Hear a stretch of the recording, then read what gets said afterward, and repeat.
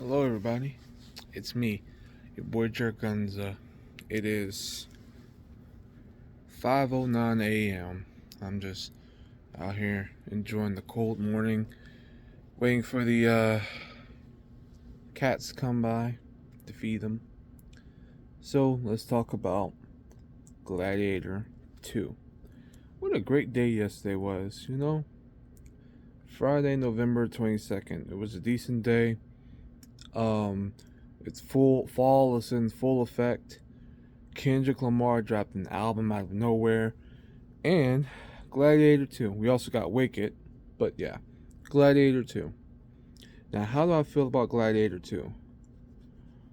Well, see, the thing is, this year has been full of sequels that we necessarily didn't need.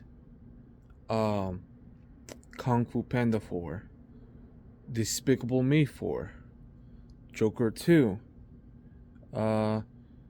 There's some other things. But Gladiator 2 was one of those sequels that I was actually looking forward to. And here comes Little. What's up, Little? So, I'm gonna talk while I'm giving him some food. So, with that being said, how do I feel about Gladiator 2? Well, I'll tell you how I feel. We didn't need it. So basically, this movie takes place about 16 years after Gladiator 1.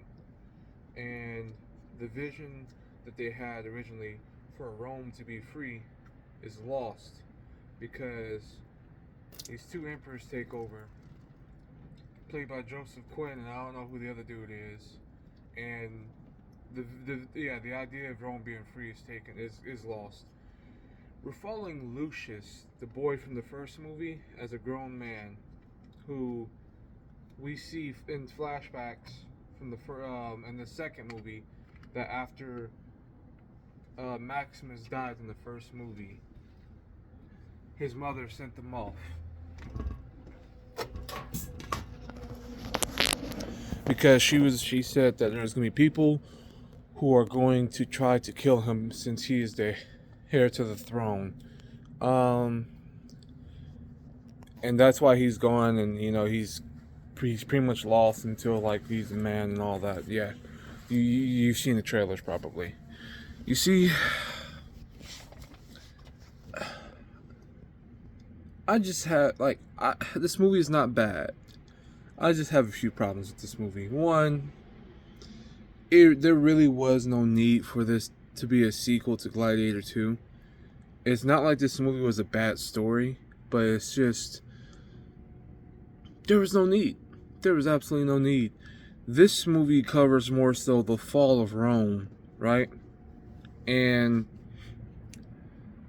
I think the problem with this story is that the first movie, we have one character who we're mostly getting our motive from, which on the first movie, which was Maximus, played by Russell Crowe.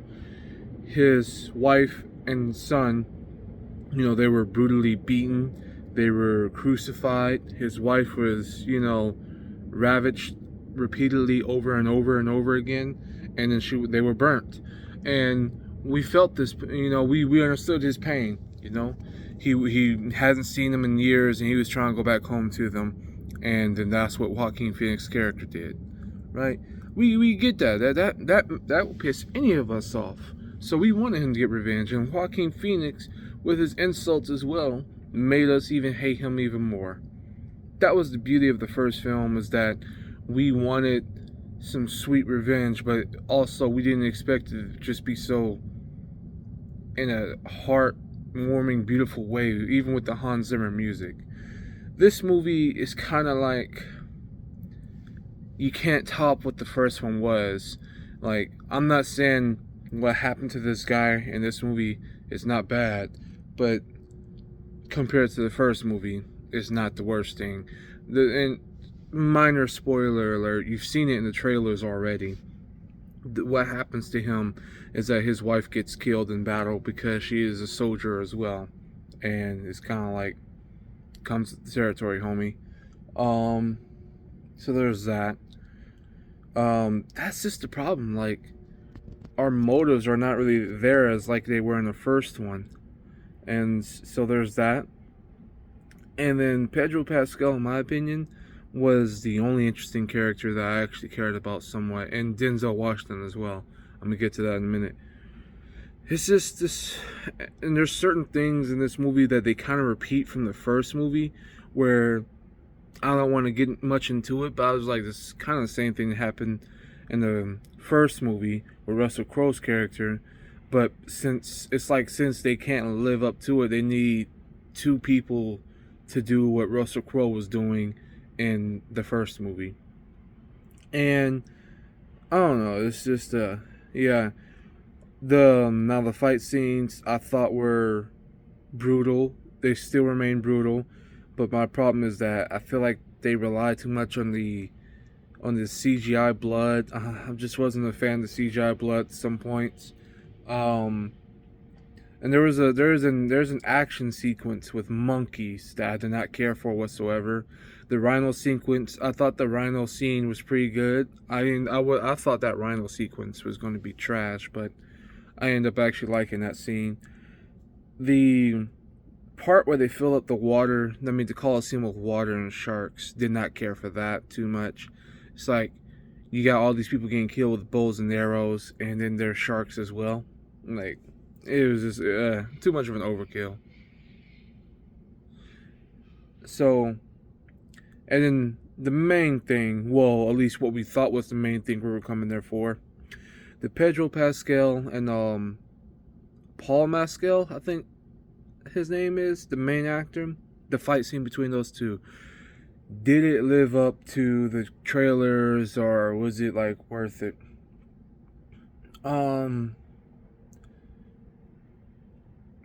It was alright. I'm not gonna give you any spoilers about who won, nothing like that. It was alright. It was cool, but it was alright. The real star of this show is Denzel Washington, let's be real with you. I thought I knew what type of character Denzel was going to be in this movie, and I was completely wrong. Basically, imagine Denzel's character is basically a street hustler. He knows what people do in under the table, getting down into the nitty gritty of it all, and he hustles his way to get what he wants. He is a hustler in this film, and that just made his character much more interesting. I think it's the most interesting character in this movie. It's hard to defend this movie because it's like, it really didn't need to happen. It really did not need to happen. The music in this movie is not as good as the first movie was. It's not terrible, but there's nothing in this movie that was memorable. And the only music piece that was memorable in this film was when they played music from the first movie. And because Hans Zimmer did the music to the first movie, he's not back for this one. So, and it is felt, in my opinion. I just want to make sure I'm not missing anything. Yeah, Gladiator 2, I think it's an experience that if you're going to go see it in theaters, you enjoy it. You'll enjoy yourself. But if you skipped out on it and just wait till like it comes on Max or whatever, or Peacock, which I think it will, then you'll be okay. My final rating for the movie, I'm gonna give it a 6.8 out of 10. I probably will never watch this movie ever again. Yeah, I don't know. It's just the music didn't really do it for me too much. As although I understood and was able to follow the story, because it's not like the story is hard to follow, but it feels like they really just tried to complex it more than what they should have. Like, there's a reviewer who said that the only way you can really watch this movie, like, you could just tell, is like they're trying to fill some really big shoes from the first movie, and unfortunately those shoes are just almost impossible to fill, and that is the case. Anywho, it's been your boy Jergunzza. I hope you guys like Gladiator 2 if you go see it. Maybe you're going to go see Wicked. I might go see Wicked too and give a review. With that being said, y'all take care. Have a great day. I'll see y'all later. Oh yeah, we going to try to get to 500 subs this year. By the end of this year, let's get 500 subs. Alright, peace.